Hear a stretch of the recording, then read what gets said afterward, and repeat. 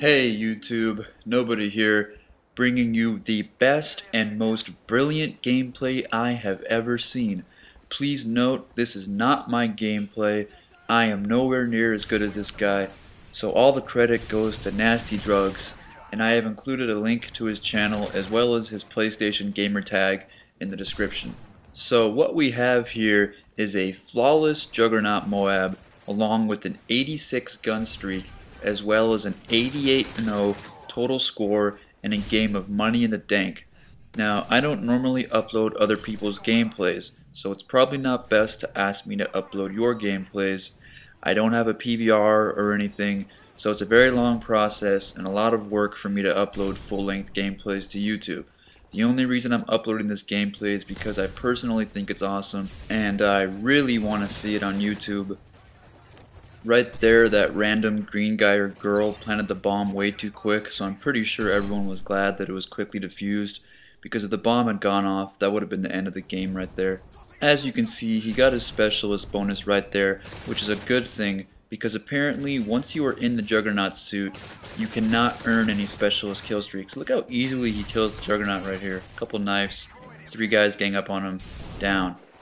Yet they cannot kill him worth a crap at all in this entire game. But anyways, apparently once you are in the Juggernaut suit, you cannot earn any specialist kill streaks. This was not always the case. When this game mode first came out, Juggernauts were able to earn their specialist bonus, but this has since been patched, so it's a good thing Nasty Drugs earned his specialist bonus before entering the Juggernaut suit, because a Juggernaut with specialist is an unstoppable force that you do not want to reckon with. Let me talk a bit about what Money in the Denk is and how it works. It is a community created game mode which is based on the game mode Sabotage, which is not a very popular game mode because it's hard to earn a lot of XP and you can play an entire 20-minute game and still lose even if you got the most kills. Now the game mode is good for getting a lot of kills, so if that's primarily why you're playing it, then go ahead. But you can play an entire game and still not win. And basically, the reason why Money in the Denk was created was because, you know, they wanted to allow players to have a bit more fun playing Sabotage, so they changed the rules up a little bit. So here's how it works. There's a 10-minute time limit as opposed to the 20-minute time limit. There he gets the MOAB right there. But anyways, there's a 10-minute time limit. So that means you're not stuck playing the game for as long, so it doesn't get as boring and it doesn't feel like as much of a waste if you lose. It has Sabotage rules, and what Sabotage is based on is somewhat similar to Search and Destroy, but unlike Search and Destroy, the bomb is neutral. There's only one round. Players can respawn, except in the sudden death round at the end. And both teams are simultaneously trying to destroy the opposing team's base. Whichever player is carrying the bomb is given a green marker with the word escort for friendlies and red with the word kill for enemies that updates every 2 seconds. Now there is no respawn delay in Money in the Denk, but there was a 7-second respawn delay in Sabotage. If no winner is declared by the end of the regulation, the game goes into overtime, which is a sudden death mode, which means there's no respawning. At the beginning of sudden death, all dead players are respawned, and then there are no respawns, effectively turning the game into a neutral search and destroy. The game then ends when an entire team is eliminated, the target is bombed, or the 90-second sudden death timer runs out, thus ending in a draw.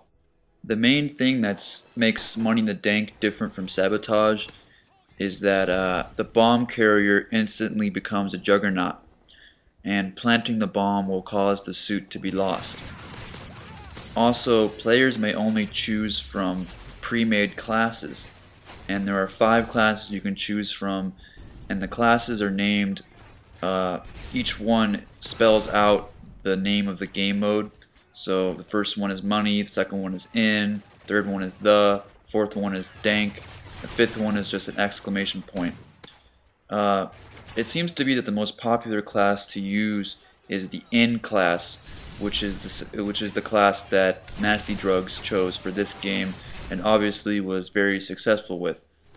So yeah, pre-made classes in Money in the Dank only spell out the game mode's name and say nothing about the class's content. A player's custom classes may not be used. So that's what makes the game mode a bit more interesting, is that there is no easy way to take out the Juggernaut. You know, when normally in a regular game mode, the Juggernaut can be easily taken out with a SMA or an RPG or something similar of that nature, but there really isn't any class on this game mode that has something quite powerful enough to easily destroy that Juggernaut. So that's why it's a lot easier to survive longer. However, they did handicap the Juggernaut by only giving him a Desert Eagle, although if you are good with the Desert Eagle, you can own people with it, as you see Nasty Drugs do in this game. That was a pretty terrible spawn right there. Thank you, Infinity Ward. But yeah, so obviously this guy knows how to use the Deagle. And when using the Deagle, it only needs 2 shots up close to kill someone and 3 or 4 from long range. So it's a pretty good gun if you know how to use it. You have to kind of feather the trigger on it because it does get really inaccurate if you spam the bullets. So you have to know how to kind of shoot it at the right fire rate. And it has a lot of recoil, so you have to be careful with it. And the clip is small, the gun is naked on this one, so there's no extended mags or anything. So you have to know how to conserve your bullets. And you have to kind of rely on using your melee a lot, as you can see him do a lot in this game. He knows when to knife, when to shoot, and he does a very good job of doing both. I personally suck terribly with the Desert Eagle, so I would have never been able to be this successful with using only a Desert Eagle with a Juggernaut. But I'm sure it probably helps that he has the specialist bonus, so he can move around quickly and have all the perks and all the proficiencies and whatnot. So he does have that working in his favor, but a lot of this is just his pure skill. And let me tell you exactly, what kind of setup he uses. He's using a 10 sensitivity, so that's why he's able to, quickly turn on guys, and he can kill large groups of people quickly because he can easily turn around and aim wherever he wants quickly. So he's obviously used to using a 10 sensitivity, and he's gotten very good at using it. I can only really handle a 3 sensitivity because I find myself just getting way too inaccurate when my controller is moving around too fast, and I just feel it's easier to be able to easily control where I'm aiming if the sensitivity is a bit lower. That's just triple knife kill right there.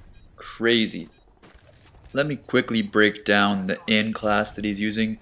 Primary MP5 with rapid fire, secondary MP412 pistol, lethal Semtex, tactical flash, perk 1 Sleight of Hand, perk 2 Hardline, perk 3 Steady Aim, specialist Killstreak, Scavenger, Quickdraw, Stalker. So he calls in the MOAB here, which is brilliant because he knows if he calls in the MOAB, he'll wipe out the entire team and they won't be able to respawn, effectively helping him win the game. So he gets an 86 gun streak there, and he gets a total kill count of 88, which is just brilliant, and I have to commend him for this. You are awesome, Nasty Drugs. Keep doing what you do. You are the best player I know. Thank you so much for letting me upload your gameplay. I hope everyone enjoyed this as much as I did. Thank you so much for watching. Goodbye.